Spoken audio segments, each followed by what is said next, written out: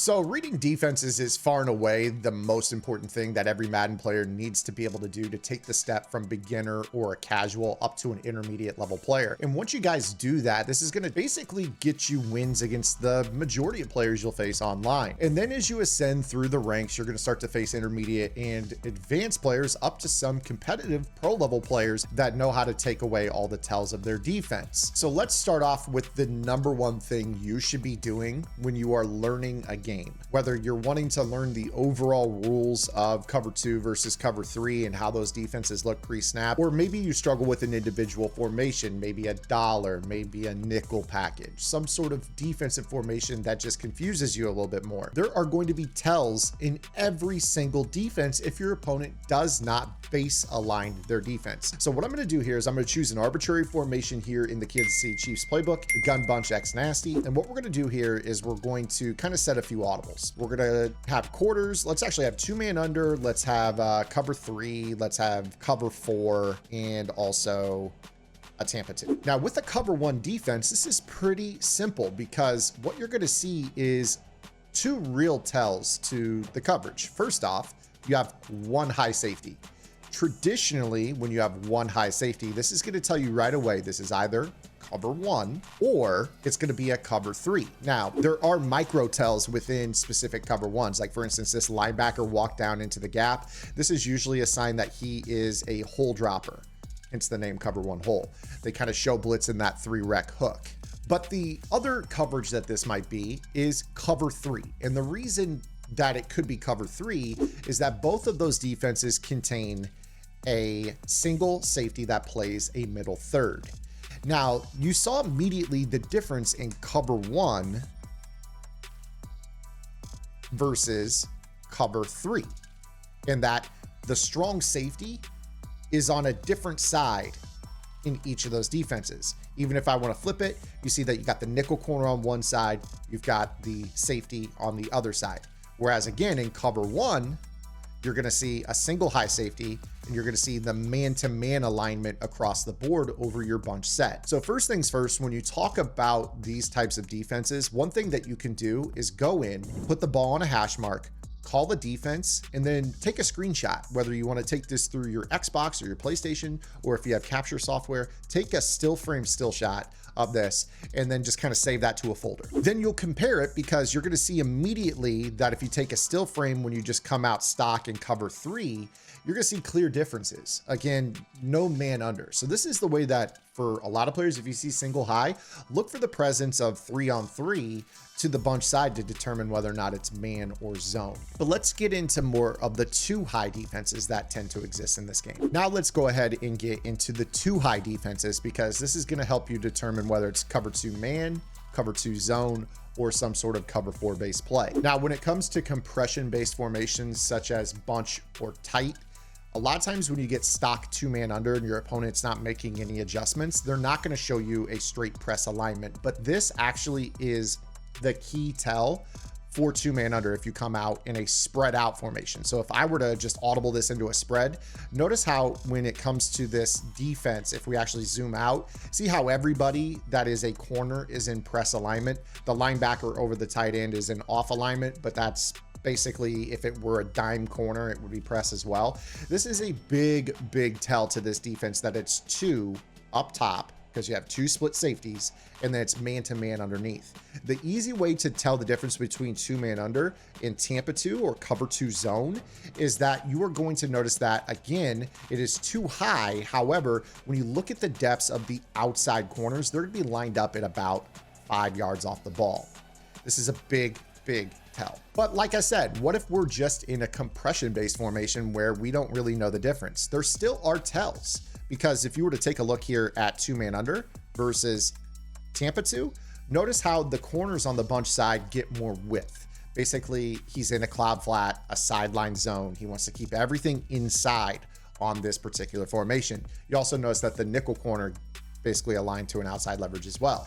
So again, big difference between 2-man under, if you were to take a still frame of this, and cover 2, if you were to take a still frame with this. Now, this is where some differences will occur when you start to talk about cover 4. Cover 4 is a defense where it's too high, the corners are offline and their outside leverage. But you notice the difference here in quarters is that the corners on the outside in Tampa 2 are basically straight up. If you look at their shoulders, you can kind of see both their shoulder pads parallel to the line of scrimmage.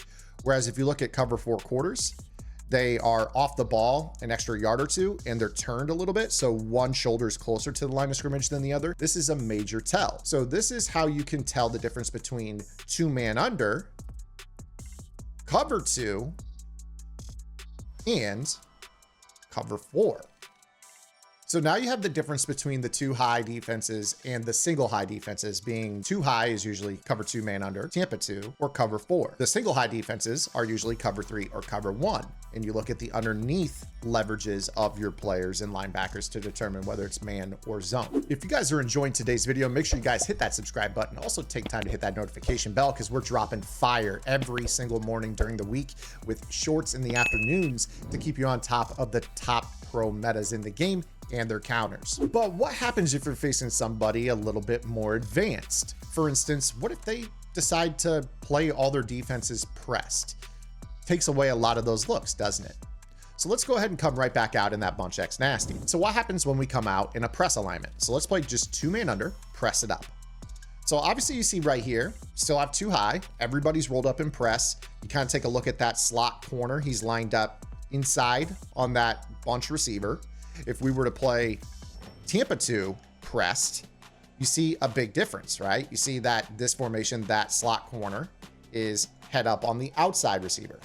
That cloud flat, even when pressed, we're not on a baseline, is lined up further out wide. So again, there's still a difference if they want to press their coverage. These are things you should be looking at as it gets into, attacking players that try to press all the time, or doing a little bit more to disguise their intent. Yeah, some players are going to come out, just call play, set it and forget it.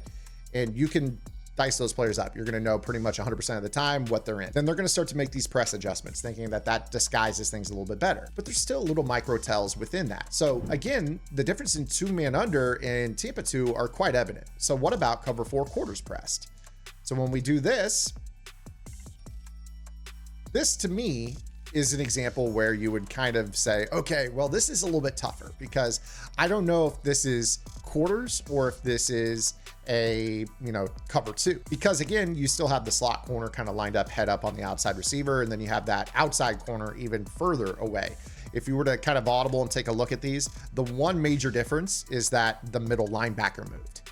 You notice how the middle linebacker lines up directly over that left A gap in cover 2 pressed, but in cover 4 quarters pressed, he lines up over the tackle. This is what I'm saying. Every defense has a tell. So kind of set up the defense and press it, then take a screenshot. Set up the defense and then press it, take a screenshot, and flip back and forth and watch the players kind of warp from one spot to another and be like, oh, that's the tell within this defense. Now, again, I'm breaking this down in general out of nickel over, but you could apply this to every defense in the game to find the specific tells within those formations. So this will apply to dollar. This will apply to really anything you face. Over G, nickel over, 3-3 odd, 4-3 even, 6-1's a little bit tougher, but we're going to get into some of the tougher stuff here. So let's go ahead. I want you guys to take a minute out of your day and head over to gridirongameplans.gg. Gridiron has been dedicated to countering the most popular metas in the game, or the most effective tactics available that pro players are running day in and day out. These are the tactics that trickle down into your head-to-head games and keep you from making those coins that you need to buy that next MUT card without having to spend on packs. These are the things that you're going to see even in regs or in your online CFMs that players are going to mimic. I promise you, Gridiron is the place to go. You guys can check it out. $9.95 a month unlocks the entire website. So what happens when you start to play players that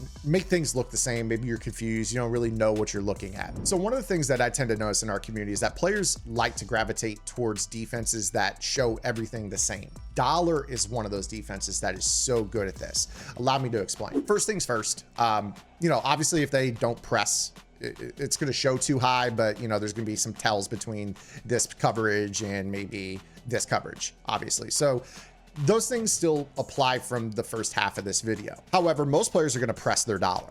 And the reason they press their dollar is they want to try to make everything look the same, keep their 2 high safeties up. But again, even within this, if they're not base aligning, you can still find differences between cover 2 pressed versus 2-man under pressed versus cover 3 buzz spy pressed. I mean, you're seeing all kinds of differences and players moving all over the place. So we don't need to harp on that. But one of the things that a lot of times players struggle with is not knowing whether or not they're facing man or zone. So one thing that I want to do here is I just want to introduce to you guys the simple concept of motion. Seems simple to a lot of players, but motion gives a ton of information about a coverage. So if I were to motion this Marquez Valdez Scantling, you see here how the DBs on the right kind of shifted in, the DBs on the left shifted out. It kind of looked a little bit robotic. You know, if I were to motion it back the other direction, you see kind of the same thing, right? Now, if I don't have any idea the difference between 2-man under and cover 3 because I haven't labbed it, this motion will look a little bit different when you decide to do it against man. You notice how a guy follows. So if you get sliding or popping or warping of underneath players when you motion, that's almost always going to signify zone. If you get following or trailing, even if a guy kind of turns and runs and then stops and another guy picks him up and runs with him, if you see a lot of that horizontal running, you will notice that that is more man. So this is where we can kind of get into the whole, like, what happens when teams base align and press. So here we are in this base align press roll. What happens when I do this against man-to-man that is base aligned and pressed? Well, you're still going to see behaviors that in this particular context right here in this formation, you see that late in the play, you saw that that guy kind of slid out and then the other guy warped back in.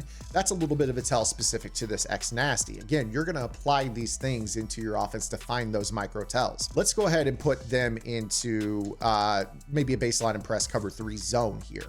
So baseline press cover 3 zone. And I want to go ahead and start this motion from scratch. So again, we do this motion. You didn't really see anything against the man initially. When we do it here in this zone, you see that the slot corner was the one that popped out wide while the other player slid inside. So this ends up giving you a tell like, okay, well, that was a man shift and that was a zone shift. Again, little things that make a big difference. And how about maybe a cover 2 defense? What if they're playing Tampa 2? So cover 2 drop, base align, press. What happens if I do this motion here?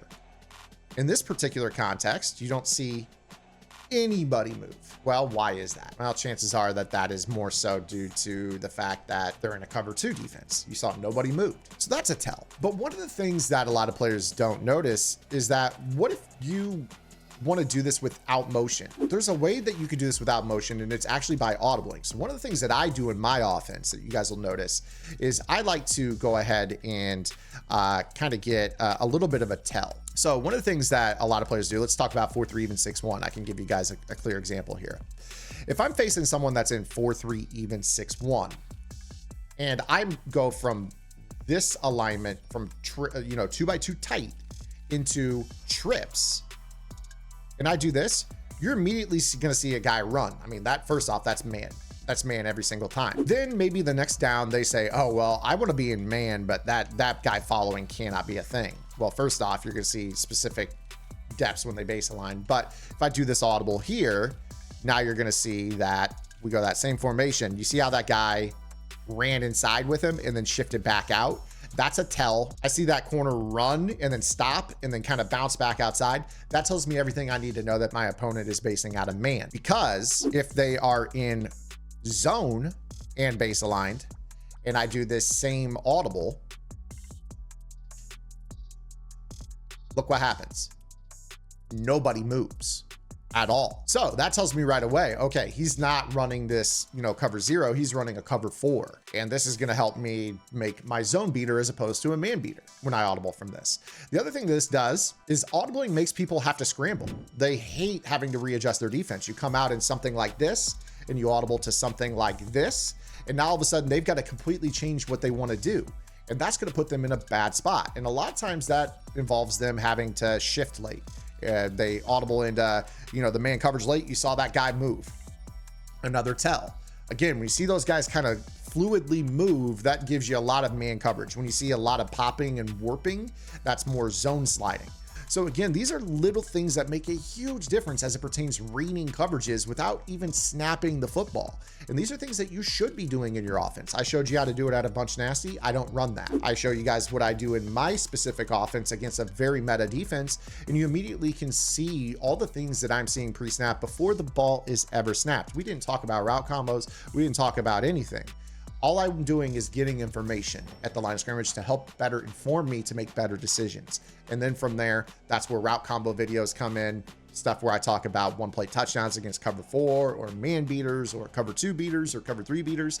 Then once I know what they're in, I can set up those route combos on the other side of the motion or on the other side of the audible. So that is how you guys can build your foundation from reading defense at a core level to making better decisions at an intermediate level, or even seeing things that some pro players don't even see when it comes to pre-snap Madden on offense. So I hope you guys enjoyed today's video. If you did, give it a thumbs up, subscribe to the channel. If you guys have any questions, drop those below. I don't purport to know every formation's nuance in this game, but I'll help you guys out if you guys are struggling with tells in defenses. We'll do some content down the road here on really hybrid defenses, meaning blitzes where individual players are manned up or they're changing things around to help you with post-snap diagnosis as well. But I hope you guys enjoyed the video. I'll see you guys later. Until then, this is Zan. Get in the lab and good luck.